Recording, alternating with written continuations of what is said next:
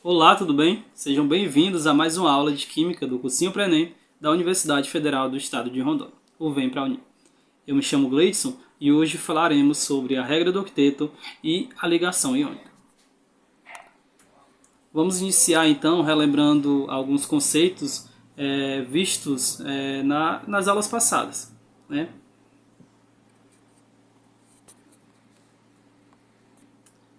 Vimos então, a distribuição eletrônica e o seu conceito. Cada elemento terá na sua forma fundamental, no seu estado fundamental, uma distribuição eletrônica. Temos aqui o exemplo do sódio. Né? Vimos então o diagrama de Linus-Pauling, que é a partir daqui que será então feita a distribuição eletrônica. A distribuição eletrônica é uma maneira então de analisar onde os elétrons estão contidos para cada elemento. No sódio temos então a sua distribuição eletrônica dada por 1s2, 2s2, 2p6, 3s1, sendo aí a distribuição eletrônica do sódio dado pelo seu número atômico, que é igual a 11. A sua última camada, que será a terceira camada, apresentará então apenas um elétron. Vimos também o conceito de camada de valência, que é então o último nível energético de um átomo, que para o sódio será então a sua terceira camada, contendo apenas um elétron. Conhecemos também um pouco sobre a tabela periódica e as suas propriedades, com a professora Emanuele. Vimos então esses elementos que estão aí no grupo 18 da tabela periódica, que são os gases nobres. Conhecemos também algumas características que eles apresentam, que todos estão estabilizados aí na sua forma fundamental. Temos então o hélio, o neônio, o argônio, o criptônio, o xenônio e o radônio para os gases nobres. Vimos também com a professora Emanuele o conceito de tabela periódica. Ela passou então algumas propriedades, que é a eletronegatividade e a eletropositividade. Temos que os elementos dos grupos 1 e 2 tendem a perder elétron, formando o cátion, e os elementos dos grupos 15, 16 e 17 eles tendem a ganhar elétrons, formando assim ânions. Então, os elementos dos grupos 1 e 2 são eletropositivos, e os elementos do grupo 15, 16 e 17 dizemos que eles são eletronegativos. Vamos então iniciar falando sobre a regra do octeto. Iniciar nossa aula de hoje. Inicialmente, então, vamos fazer uma perguntinha. Como se formam as ligações químicas? Então, existem várias teorias que tentam explicar as ligações químicas. Dentre elas, para as moléculas mais simples, há a regra do octeto. Sabe-se então que, em busca de uma estabilidade eletrônica, os átomos procuram se ligar uns aos outros. No entanto, foi notado por alguns cientistas que um grupo de átomos eles não seguiam essas tendências, que seriam os gases nobres. Então, ao tentar explicar o motivo de os gases nobres não precisarem se ligar com outros átomos, vários grupos científicos notaram que esses gases apresentavam 8 elétrons no nível mais externo, com exceção do hélio, que apresenta somente 2 elétrons. Com isso, então, surgiu a regra do octeto, que diz então que os átomos tendem a ligar entre si de um modo a ter cada um 8 elétrons, obedecendo assim a regra do octeto. A regra do octeto, então, é uma regra química bem simples, que segundo a qual os átomos, como vimos aqui, eles tendem a ligar entre si de um modo a ter cada um 8 elétrons na sua camada de valência. Para a curiosidade de vocês, os gases nobres eles não procuram se ligar com outros átomos. Porém, é possível encontrar substâncias formadas por ligações com gases nobres. Temos como exemplo, então, o hexafluoreto platinato de xenônio, que é esse carinha bonitinho aqui. Vamos então seguir em diante e falar um pouco sobre as ligações químicas. Atualmente é impossível então pensar em átomos como os constituintes básicos da matéria sem ter a ideia de ligação química. Afinal, como explicar que os átomos, porções tão limitadas de matéria, podem formar as substâncias que são observadas no mundo macroscópico? É também impossível falar em ligações químicas sem falar em elétrons, pois se os átomos vão se unir uns aos outros para originar novas substâncias, esses átomos eles entrarão em contato entre si. Quando dois átomos entram em contato, eles fazem por meio das suas eletrosferas, ou seja, suas últimas camadas. Isso faz pensar então que a última camada de um átomo é a que determina as condições de formação das suas ligações. As ligações, então, elas garantem a estabilidade dos átomos para a formação do mundo macroscópico. Temos, então, 3 tipos de ligações. A ligação iônica, a ligação covalente e a ligação metálica. Hoje, então, vamos dar ênfase à ligação iônica.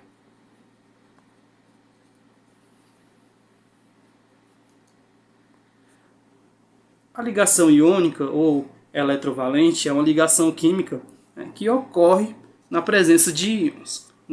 Temos então a interação entre um cátion, que é um íon positivo, e um ânion, que é um íon negativo. Podemos generalizar que essa ligação então ocorre entre metais, que são átomos de elementos bastante eletropositivos, ou seja, com tendência para perder elétrons, formando-se os cátions. E os ametais, que são átomos de elementos bastante eletronegativos, ou seja, com tendência para ganhar elétrons, formando-se os ânions.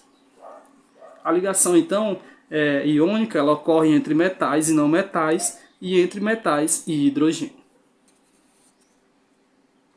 Vamos agora conhecer a formação de um composto iônico, que será então a formação do cloreto de sódio. A ligação entre o sódio, o Na, e o cloro, que é o Cl, é um exemplo característico de ligação iônica. Então vamos observar a distribuição de cada um. O sódio, ele será então, na sua distribuição eletrônica, teremos um S2, 2S2, 2P6 e 3S1, tendo aí na sua última camada apenas um elétron.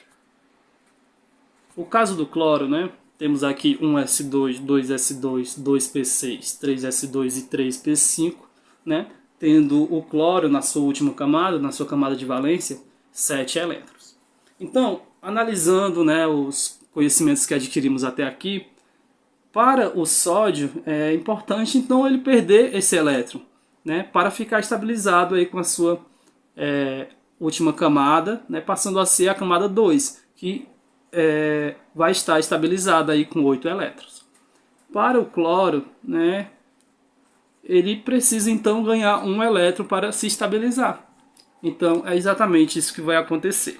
O sódio ele perde esse elétron, o cloro ele por ser mais eletronegativo, então nessa formação desse composto, o cloro ele atrai o elétron do sódio para si, fazendo então o sódio perder esse elétron. A distribuição do sódio após a perca desse elétron, após a criação do íon Na+, é essa, que é 1S2, 2S2 e 2P6, estando assim o sódio estabilizado. Para o cloro, que agora é o cloreto, temos então 1S2, 2S2, 2P6, 3S2 e 3P6. Observe então que na sua última camada teremos agora 8 elétrons. É isso que ocorre então nessa união do cloro mais o sódio, formando então o cloreto de sódio. Então, para melhor compreendermos, é isso que acontece.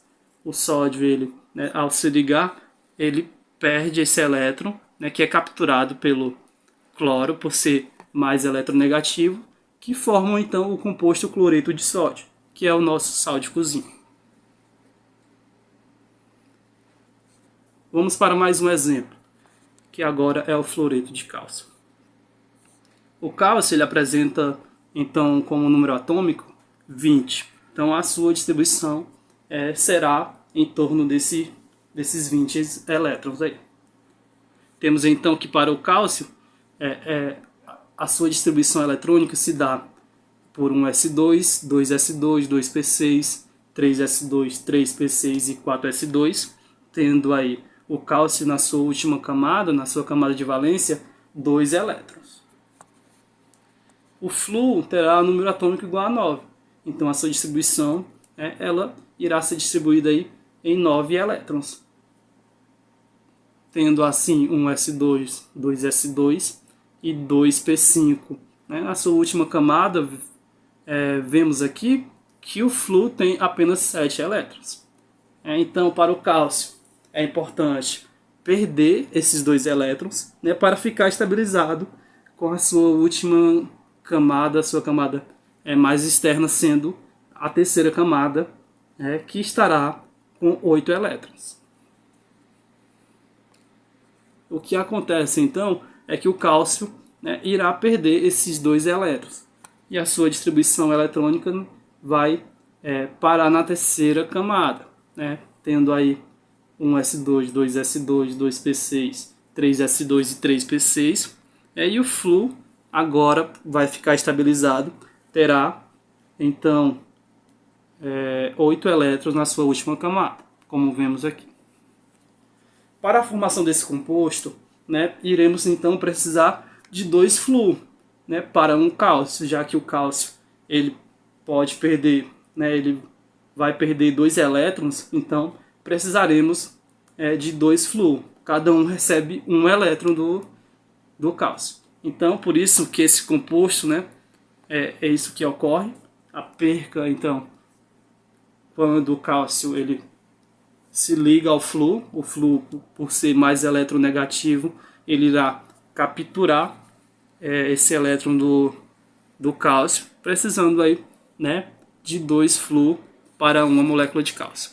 E é por isso, então, que essa molécula ela fica dessa forma aqui, CaF2, porque iremos precisar, então, de 2 flúor para um cálcio. Compreendidos os conceitos até aqui, iremos agora falar sobre as propriedades dos compostos iônicos.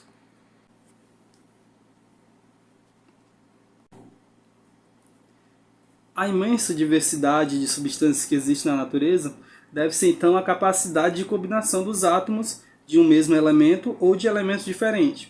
As combinações entre os átomos podem ocorrer de diversas formas, pela perda, pelo ganho ou também pelo simples compartilhamento de elétrons, que são ligações que veremos durante a semana.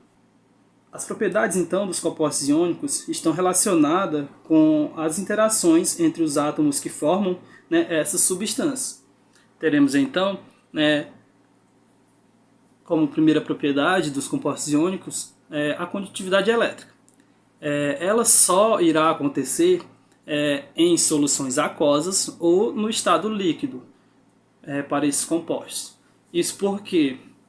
Porque nesses estados há então mobilidade dos íons, Em outros estados, no estado sólido, não há essa movimentação, essa livre circulações dos íons aí. E só vão acontecer em soluções aquosas ou no estado líquido, e irão então circular livremente, o que explica a condução elétrica desses compostos. Os compostos iônicos, eles ao se ligarem, vai acontecer então essa ligação por meio de uma força eletrostática, que vai ser então uma ligação muito forte em relação às outras que veremos no decorrer da semana. Então, esses compostos eles vão ser caracterizados por formarem então retículos cristalinos, São aí aglomerados iônicos bem organizados, como vocês podem ver aqui.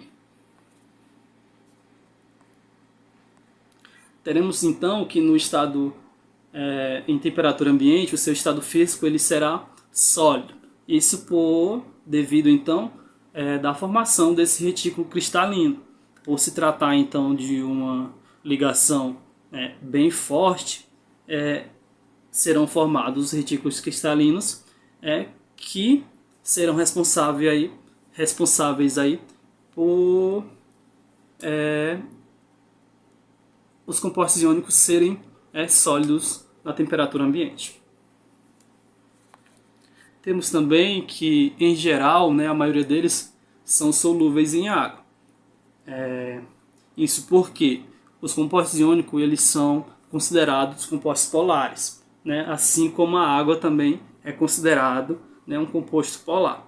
Então a água, por ser polar, ela se caracteriza então como um ótimo solvente aí para esses compostos. Temos aí, em geral, exceções. Eu vou citar um para vocês que é o cloreto de prata, que é então insolúvel em água. Temos também que, devido à forte atração atômica, esses compostos apresentarão um ponto de fusão bem elevados. Compreendido então o conceito até aqui, é importante então que vocês se inscrevam no canal, quem não é inscrito ainda, ative o sininho para ser avisado aí quando for postados novos materiais. É importante também que vocês pratiquem com os exercícios de fixação. E é isso, até a próxima aula e tchau, tchau.